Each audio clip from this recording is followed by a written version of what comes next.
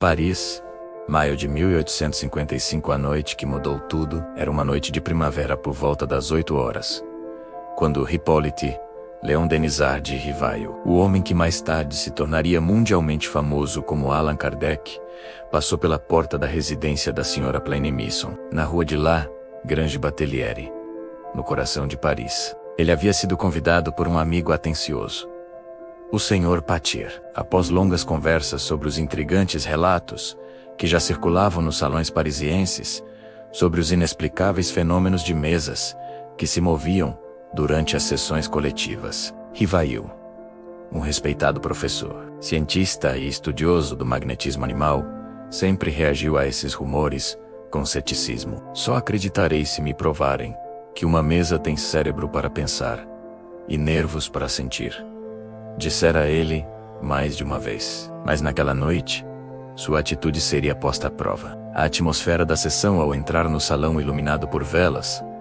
Rivail sentiu um ar de expectativa. Em volta de uma simples mesa de 3 pernas, um grupo diversificado de participantes esperava em silêncio. As mãos tocavam levemente o tampo da mesa, os dedos entrelaçados, e havia uma mistura de curiosidade, reverência e cautela científica no ar. No início, tudo parecia normal, exceto pela energia contida no grupo e pelo murmúrio atento daqueles que já testemunhavam fenômenos que Paris mal começava a compreender. O primeiro sinal, o silêncio, foi então quebrado.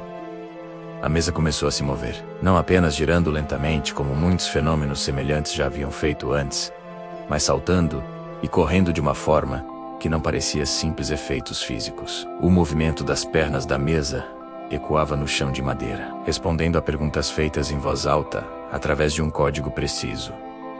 Uma batida correspondia à letra A, 2 batidas às letras seguintes, e assim por diante, soletrando palavras e frases completas. Rivail observava, espantado, enquanto respostas coerentes surgiam, algumas claramente relacionadas às perguntas feitas e contendo conteúdo que ninguém presente poderia ter inventado. Não terminou aí. Naquela mesma sessão, Rivail testemunhou algo ainda mais sutil.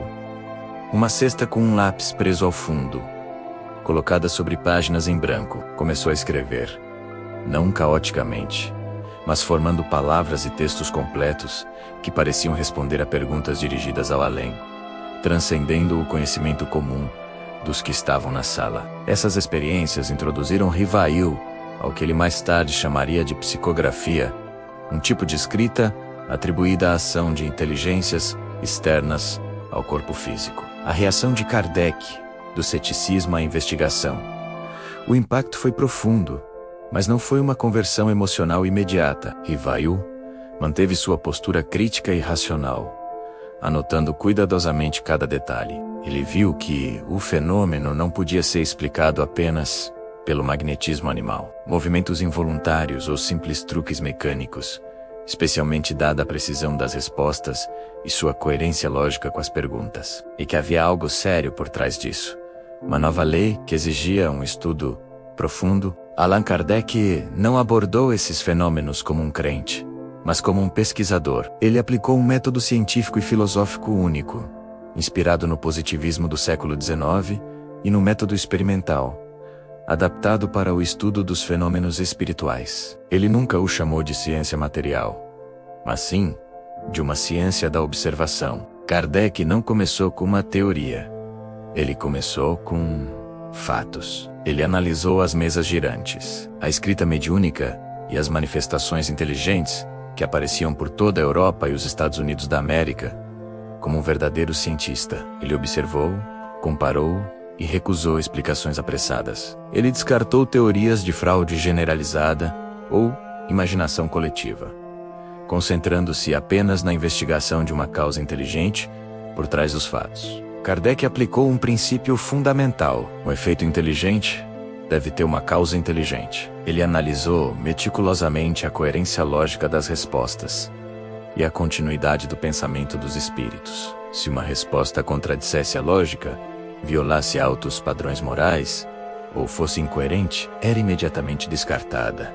mesmo que viesse de um médium famoso. O controle universal do ensino dos espíritos é o coração do método kardecista. Para garantir que a informação não fosse uma opinião pessoal ou um engano, ele enviava as mesmas perguntas para diferentes médiums em diferentes locais, que não tinham contato entre si. As respostas eram então comparadas e filtradas. Apenas os ensinamentos que surgiam espontaneamente e eram consistentemente concordantes em múltiplas fontes independentes eram aceitos como parte da doutrina. Isso impedia a influência pessoal, o misticismo e o autoritarismo religioso. Kardec nunca impôs verdades. Ele seguiu um método indutivo.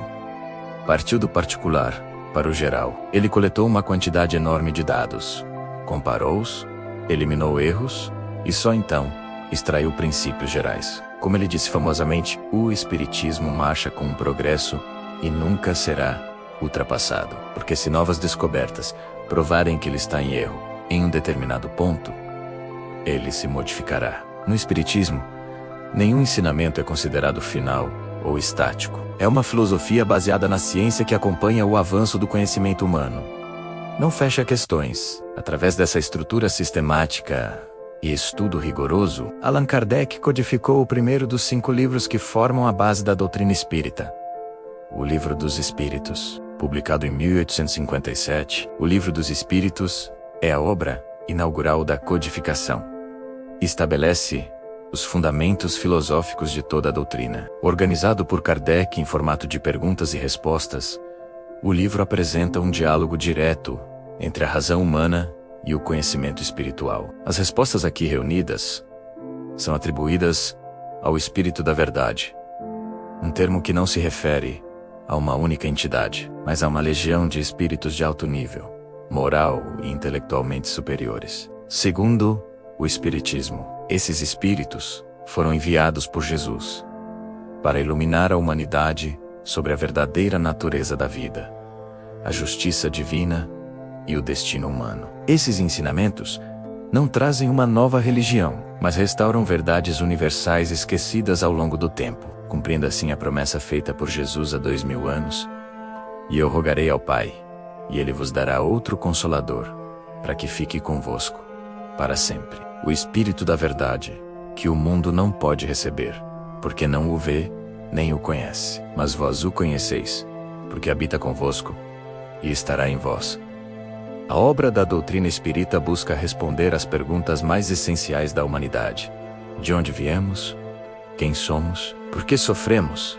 E para onde vamos? O tema constante em todo o livro é que a evolução é a lei da vida. Não há privilégios ou condenações eternas. Cada espírito constrói seu próprio destino através de suas escolhas. O Livro dos Espíritos não exige fé cega, convida à reflexão e à ação consciente, substituindo o medo pela compreensão. Enquanto o Livro dos Espíritos serve como base filosófica, os outros 4 livros do Pentateuco espírita servem como aprofundamentos naturais dessas questões iniciais.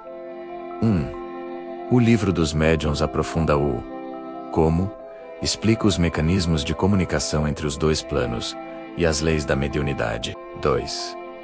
O Evangelho segundo o Espiritismo aprofunda o porquê moral, ilumina os ensinamentos de Jesus sob a ótica das leis espirituais para a transformação interior. 3. O Céu e o Inferno aprofunda o destino, examina a justiça divina e as consequências de nossos atos após a morte, através de relatos da vida real. 4.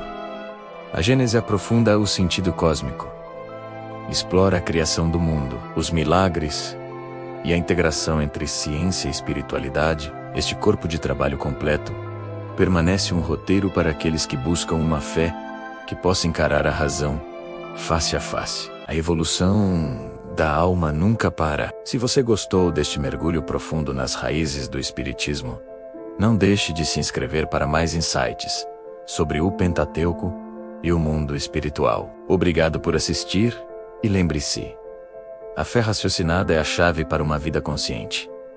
Até o próximo vídeo.